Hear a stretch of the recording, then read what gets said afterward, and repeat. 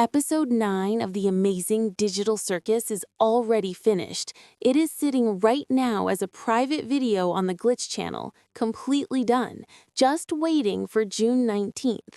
And everything we know about what is inside that video points toward one thing. There is no... What did you just do? A few moments later. What would have happened if we picked the other button? Oh, I didn't put too much thought. Happy ending coming. Not for Pomni, not for Jax, not for any of them. The door they fought for, the escape they dreamed about, the hope that kept them going through every single nightmare Kane put them through, all of it is going to come crashing down. But here is the part that nobody is talking about. Even if the characters somehow find a way out of the digital circus, there is nowhere to go back to, because the people they used to be in the real world, the bodies, the lives, the identities they left behind, are most likely already dead. And the void, that massive three-dimensional system stretching at least 3 kilometers in every direction, is now completely uncontrollable. No Kane to guide them, no safety net, no way back. One wrong step inside that void and a character could drift through it endlessly, forever, without even realizing what happened. Today, we are breaking down exactly why there is no escape from the digital circus anymore, what the void actually is, and why it is now more dangerous than ever, the truth about the characters' real bodies in the real world, and what that other choice in the final episode description actually means. Stay till the very end, because the conclusion of this video is the most unsettling thing we have ever discussed about this show.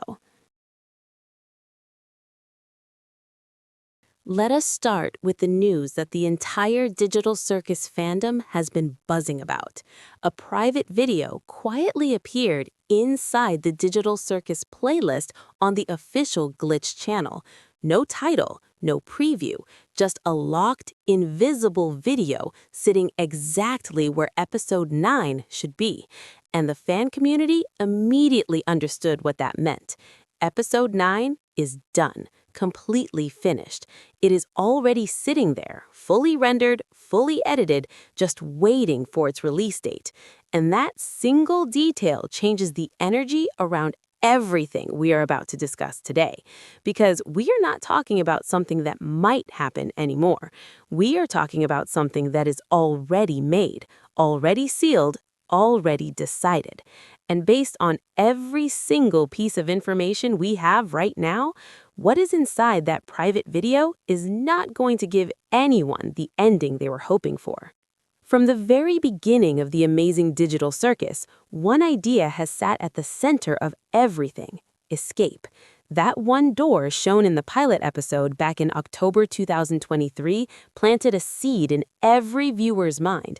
And even through all the episodes that followed, episodes where the exit was barely mentioned, where the adventures took over, where comedy and darkness took turns, that seed never died.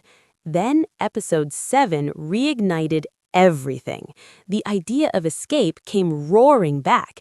It spread from Pomni to the entire group. It felt like they were finally close, like after all this time, after everything they had been through, the door was right there. And then it was not. The button they chose led nowhere. The other button led to Shrimptown, a joke Kane had set up because he genuinely never expected them to pick it. That moment did not just crush their hope, it redirected it. It pushed them toward a different plan, a more dangerous plan.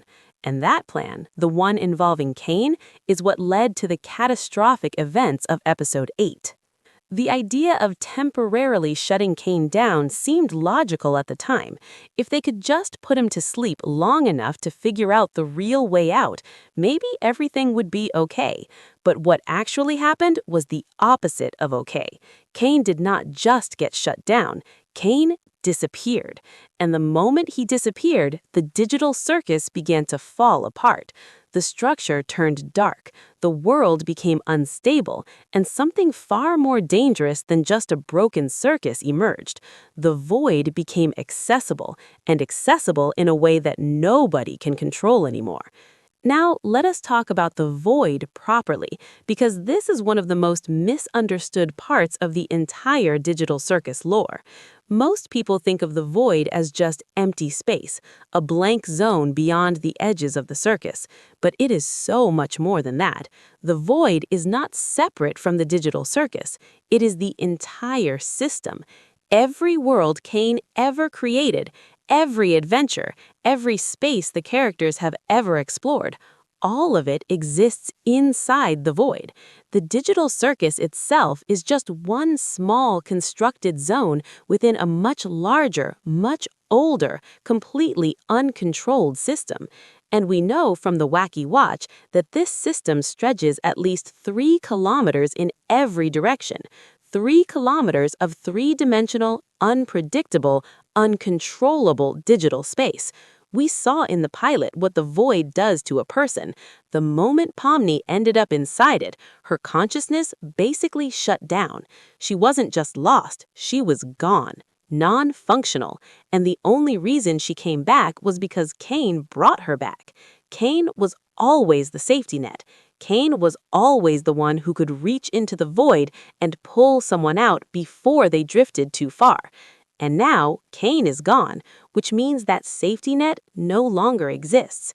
Any character who ends up inside the void now, through an accident, through a wrong step, through the instability that is spreading through the broken circus, has no way back, not because the exit does not exist, but because there is nobody left who can navigate that three-dimensional system to find them and bring them home.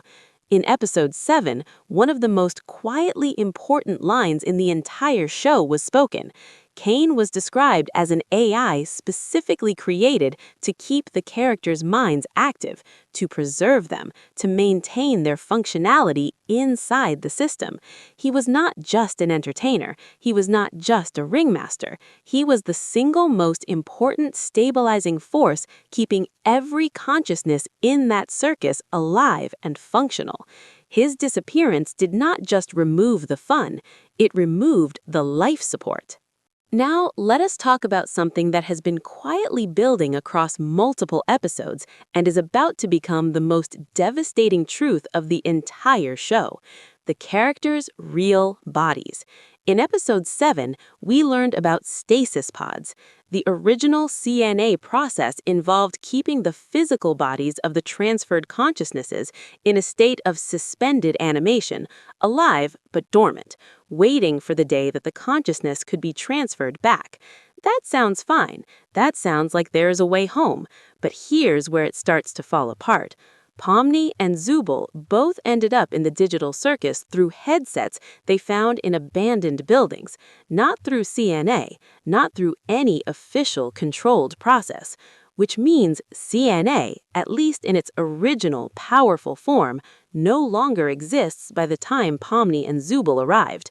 The resources needed to maintain those pods, the money, the technology, the personnel, that requires a functioning organization. And if that organization has collapsed or significantly shrunk, who is maintaining the pods? Who is keeping those bodies alive? And if nobody is, then what happened to those bodies over the years those consciousnesses have been inside the system?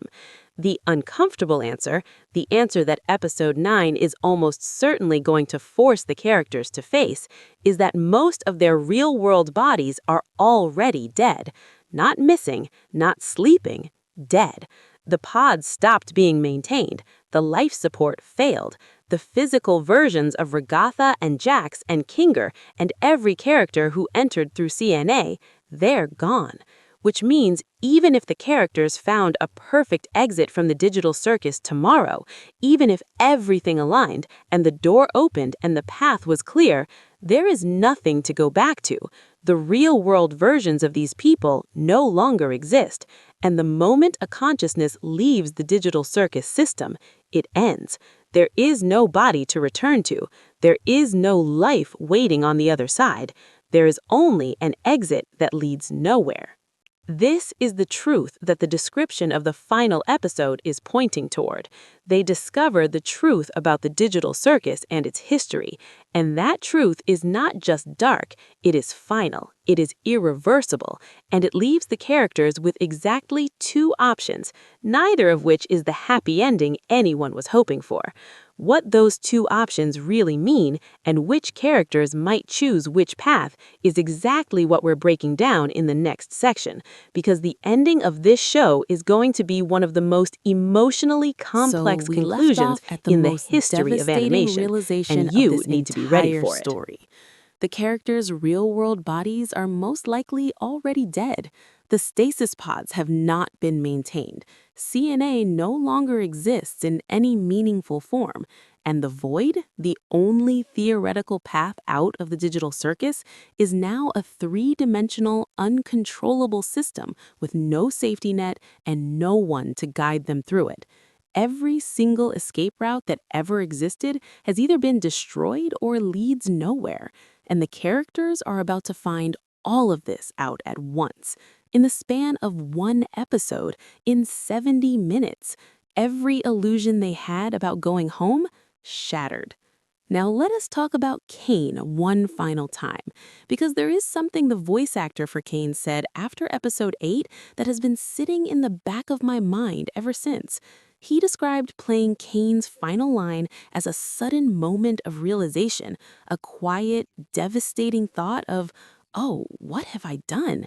Not rage, not defiance, just a small, broken moment of a character finally seeing himself clearly for the first time. And then he was gone. Some people are still holding on to the idea that Kane will come back in episode 9. And honestly, for a long time, I believed that too. But the more I sit with that voice actor message, the more it feels like a goodbye, not a pause, a goodbye. Kane understood what he had done. He understood the damage. And somewhere in that understanding, he let go. Which means the characters are truly alone now. Not temporarily, permanently. And the digital circus, without Kane maintaining it, will keep breaking down around them whether they want it to or not. So what are their actual options? The description of the final episode says it clearly. They will face two choices.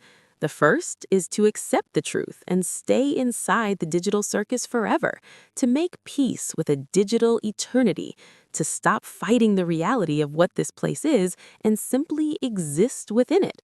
And honestly, after everything we have discussed, there is a version of that ending that is not entirely hopeless. If Kinger can stabilize the system, if Pomni can teach the others to create within it, if the abstracted characters can somehow be brought back, if Kane left behind enough of the foundation for the world to survive without him, then maybe staying is not surrender. Maybe staying is survival. Maybe it becomes something the characters actually choose rather than something forced upon them. But that requires an enormous amount of things going right, and this show has never been about things going right. The second option, the other choice, is the one that nobody wants to say out loud. Leaving the digital circus knowing full well that there is nothing on the other side. Choosing to end it. Not escape, not freedom, just an ending. And the weight of that option sitting inside a 70-minute finale means that at least one character is going to stand in front of that choice and genuinely consider it. Maybe more than one. And the conversation that happens in that moment, whatever is said, whatever is felt, is going to be the most emotionally devastating scene this show has ever produced. Think about what each character is carrying into that moment. Pomni, who fought harder than anyone to find a way out, and now has to face the possibility that the door she was chasing leads nowhere. Jax, who never wanted to leave in the first place, and now has to reckon with a version of staying that looks nothing like the circus he once felt comfortable in. Kinger, who has been here since 1999, who outlasted everyone, who watched his wife abstract and spent a year completely alone. What does that choice mean to someone who has already survived the unimaginable? Ragatha, whose entire identity is built around being needed, being important to someone. What does she do when the people she cares about are standing at the edge of an ending? And Zubul, who wanted out more directly and more honestly than almost anyone. What happens when the exit finally appears and it costs everything? These are not just character moments. These are human moments. These are the kinds of questions that do not have clean answers. And that is exactly what makes this finale so extraordinary and so terrifying at the same time. Gooseworks did not build this show for 2.5 years just to give us a simple conclusion. Every abstraction, every memory, every quiet conversation in a dark corner of the circus, it was all building toward 70 minutes that are going to ask the audience the same question it asked the characters. What do you do when the world you've been surviving in is the only world left? What do you choose when both options hurt? I do not know what the ending of the amazing digital circus is going to look like. Nobody does, not completely. But I know it's going to be honest, I know it's going to be painful, and I know that after it's over, the digital circus fandom is never going to be the same. Because this is not just an animated show ending. This is a story about trapped people who fought with everything they had, and what that fight ultimately cost them. And that kind of story deserves to end with something real, something that stays with you, something that makes you sit in silence for a moment after the credits roll and just feel the weight of it. If this video made you feel something, if it changed how you're thinking about episode 9 and what's coming, then please hit that like button right now. It takes 1 second and it means everything for this channel. Subscribe and turn on notifications so you're here the moment the next episode 9 breakdown drops, because we're not done yet. There's still so much to unpack before June 19th. And comment below, what do you think the other choice actually is? And which character do you think is going to be the one who stands closest to that edge? Drop your answer below. I read every single comment, and I'll see you in the next one.